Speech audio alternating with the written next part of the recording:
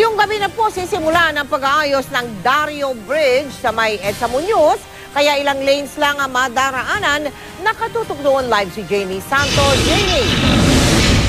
Mel, bagaman sarado na ang ilang bahagi ng EDSA Muñoz para sa pagsasagawa ng Dario Bridge, hindi naman naging mabigat yung daloy ng trapiko sa maghapon. Pero dahil rush hour at marami na mag-uuwian mula sa kanilang trabaho, asahan na raw ang pagbibigat ng daloy ng trapiko. Pasado alas 3 ng hapon, maluwag pa ang daloy ng trapiko sa northbound lane ng EDSA Muñoz, Quezon City na ginagawang reconstruction sa Dario Bridge. Pero pagsapit sa bukana ng U-turn slot at zipper lane sa southbound ng EDSA, nagkakaroon ng pagsikip. 3 lanes lang kasi ang pinadadaanan sa mga motorista. Wala pa ang mga heavy equipment pero inilagay na ang mga concrete barrier.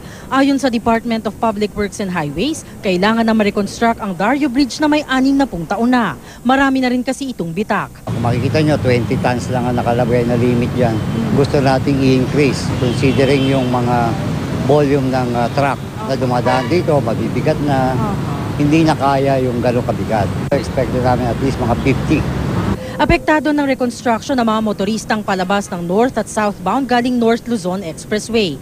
100 metro ang haba ng lane closure na sasakupin ng repair. Para iwas traffic, maaring dumaan ang mga motoristang papuntang Balintawak sa North Avenue, lumiko sa Mindanao Avenue labas ng Quirino Highway. Sa mga patungo ng Cubao, maaring dumaan sa Caingin Road, liko sa Roosevelt labas ng EDSA.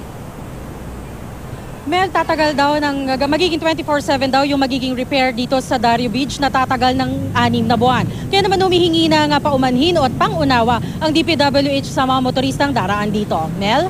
Maraming salamat sa iyo, Jamie Santos.